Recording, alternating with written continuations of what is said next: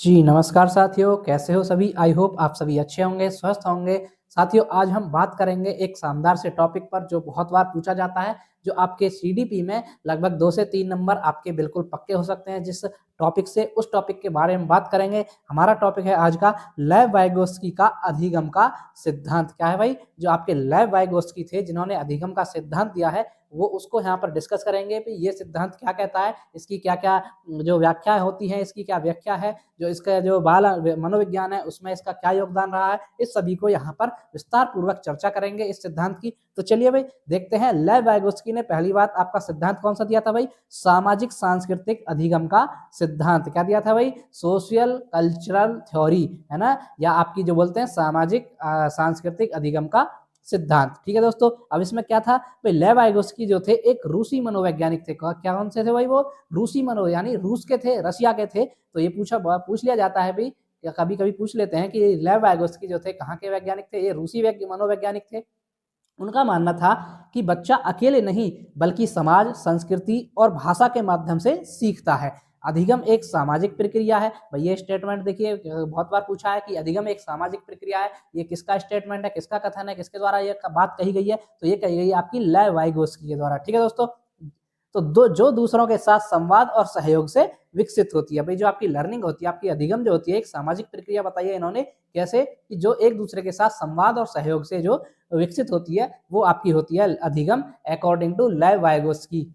ठीक है दोस्तों, चलिए भाई अब इसमें देखते हैं ये सिद्धांत कहता क्या है भाई। देखिए, सामाजिक सांस्कृतिक सिद्धांत, सोशियो कल्चरल थ्योरी। वाइगोत्स्की के अनुसार बच्चे का मानसिक विकास समाज से अलग नहीं हो सकता है। जो बच्चे का मानसिक विकास होता है भाई, वो समाज से अलग नहीं हो सकता है इनके अकॉर्डिंग। और क्या कहा इन्होंने कि माता-पिता, शिक्षक, मित्र, समाज बच्चे के सीखने में महत्वपूर्ण भूमिका या मुख्य भूमिका निभाते हैं। कि भाई जो उसके माता-पिता होते हैं, शिक्षक होते हैं, मित्र होते हैं, आपका समाज में उसके आस-पास का वातावरण, पास-पड़ोस, वो सभी जो होते हैं बच्चे के सीखने में मुख्य रूप से भूमिका निभाते हैं। संस्कृति, रीति-रिवाज, भाषा, औजार सीखने के तरीके को आकार देते हैं। भाई क्या है आपकी जो संस्कृति है, संस्कृति के अंतर्गत आपके रीति-रिवाज आते हैं, भाषा, औजार वगैरह ये सभी जो होते हैं, ये आपके सोचने के आकार को मतलब सोचने के तरीके को वो आकार देते हैं, तो जिससे आपका अधिगम होता है। ठीक है? उदाहरण से समझिए भाई, उदाहरण है, एक बच्चा गिनती तभी सही से सीख पाता है जब भी वो एक बच्चा गिनती तभी जो सही से सीख पाएगा, कब सीख पाएगा? कि जब माता-पिता उसके साथ गिनती दोहराते हैं। कि भाई जो उसके माता-पिता हैं वो उसके साथ गिनती दोहराएँ। शिक्षक कक्षा में गिनती सिखाते हैं, कि जो शिक्षक है वो कक्षा में उसको गिनती वगैरह सिखाएँ। और बच्चे आपस में खेलते हुए गिनती करते हैं। कि बच्चे खेल-खेल में आपस में खेलते हुए, भाई बहुत से खेल होते हैं ना, बच्चे आपस में खेल-खेल में ऐसे गिनती करते रहते हैं कि भाई तू 1 बोल्स, मैं 2 बोलूँगा, फिर 3, ऐसे ऐसे चलता रहता है उनका। तो वो वहाँ पर भी उनकी लर्निंग होती है इस तरीके से खेल-खेल में।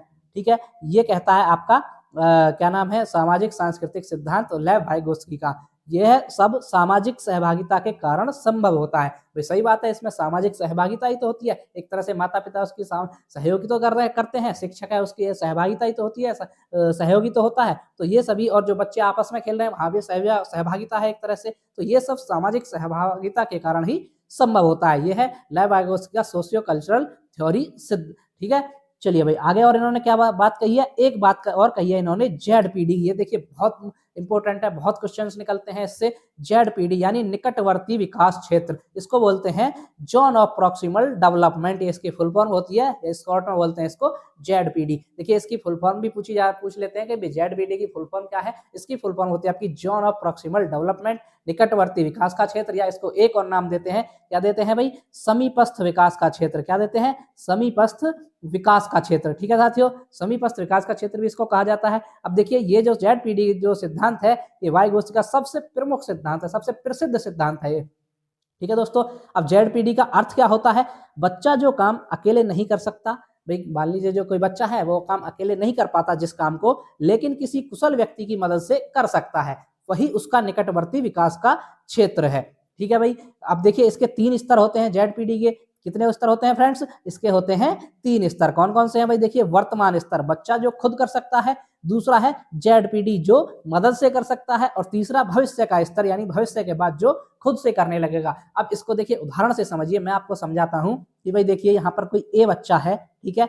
अब ए बच्चा जो है ये क्या करता है, इसको मान लीजिए देखिए ए यहाँ पर है, अब ये क्या करता है, ये स्वयं से किसी कार्य को इस सर्कल तक कर पाता है, ठीक है। ये तो भाई उसने स्वयं से करा, तो ये होता है बच्चे का वर्तमान स्तर, जो बच्चा खुद से कर पा रहा है। लेकिन किसी बड़े बच्चे की या किसी बड़े अभिभावक की या कुशल व्यक्ति की उसको मदद मिलती है, टीचर की मदद मिलती है, तो वो क्या करता है, वो जो समस्या है उसके लक्ष्य तक पहुंचने में कामयाब हो जाता है। भाई समस्या का लक्ष्य ये है, बड़ा सर्कल, ये क्या है भाई, लक्ष्य।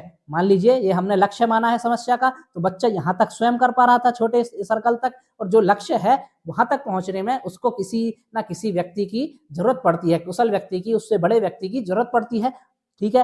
तो वो क्या होता है, वो क्या करता है, जेडपीडी यानी जोन प्रॉक्सिमल डेवलपमेंट से मदद करता है, तो वो आपका जेडपीडी होता है। ये जो आपका क्षेत्र है बीच का, ये है आपका, ये छोटे सर्कल से बड़े सर्कल के बीच का क्षेत्र, ये है आपका जेडपीडी। क्या है दोस्तों, जेडपीडी यानी जोन ऑफ प्रॉक्सिमल डेवलपमेंट, ठीक है भाई।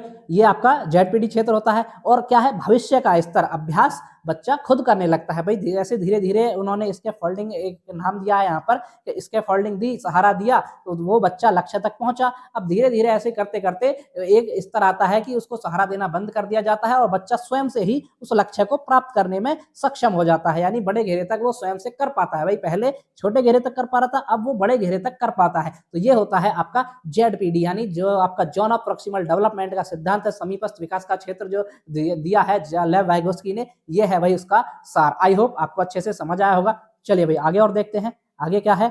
अब देखिए उदाहरण, यहाँ पर एक और उदाहरण से समझ लीजिए कि बच्चा 5 तक के जोड़ अकेले कर सकता है। भाई कोई बच्चा है वो 5 तक के जोड़ अकेले कर सकता है। भाई वही वाली बात है कि मान लीजिए 5 तक के जोड़ यहाँ तक थे, ये बच्चा यहाँ पर है, यहाँ तक खुद कर पा रहा है, लेकिन 10 तक के जोड़ शिक्षक की मदद से करता है। भाई मान लीजिए 10 तक के जोड़, ये बड़ा सर्कल है, अब बड़े सर्कल को वो शिक्षक की मदद से कर पा रहा है, ठीक है।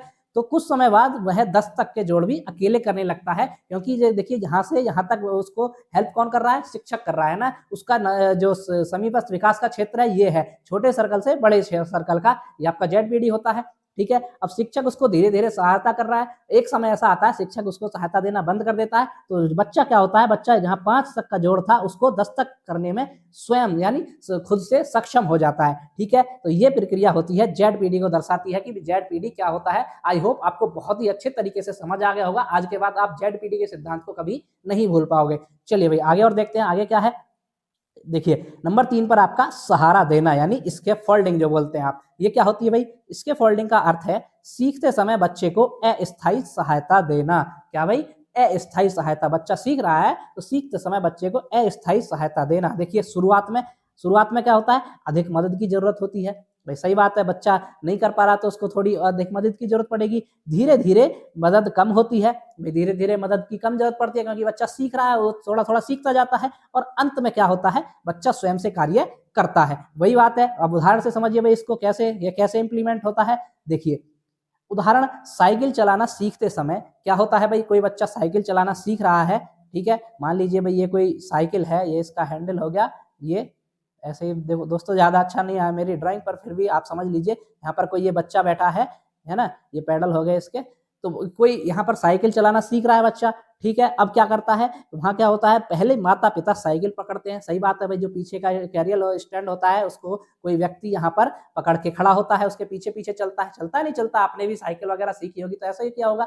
आपके माता पिता, घर वाले या कोई भाई बहन बड़े आपसे बड़े, वो आपको पीछे से साइकिल को पकड़कर चलते हैं धीरे धीरे, फिर हल्का हल्का सहारा देते हैं, बाद में धीरे धीरे हाथ छोड़ने लगते हैं, तो आप उसको बैलेंस करने में कर पाते हैं धीरे धीरे। और फिर लास्ट में क्या होता है, अंत में बच्चा खुद से साइकिल चलाने लगता है। अंत में क्या होता है कि भाई जो बच्चे बड़े थे हमारे, सहारा देने वाले, पीछे से पकड़ने वाले, वो हमारे अभिभावक, माता पिता या हमारे बड़े भाई बहन, तो वो क्या करते हैं, वो हमें सहारा देना बंद कर देते हैं और हम खुद से साइकिल चलाना सीख जाते हैं। ऐसा ही हुआ होगा आप सभी के साथ, या आपने कभी मोटरसाइकिल चलाना सीखे हो, वहां पर भी ऐसा थोड़ा थोड़ा होता है भाई कि पीछे से धीरे धीरे पकड़ के बैलेंस बनाना सिखाते हैं, और धीरे धीरे आप उसको पूरी तरह से मोटरसाइकिल को चलाने में सक्षम हो जाते हैं। तो ये उदाहरण होता है आपका किसका भाई, स्कैफोल्डिंग का, यानी जो आंशिक सहायता होती है, एक तरह से अस्थायी रूप से सहायता मिली थी जिससे आप अपने लक्ष्य को प्राप्त कर पाए, और आप प्राप्त भी कर लेते हैं उससे। तो ये है आपका क्या है भाई, ये आपका होता है स्कैफोल्डिंग, ठीक है दोस्तों। आई होप आपको स्कैफोल्डिंग अच्छे से समझ आया होगा। चलिए भाई आगे और क्या है इस सिद्धांत में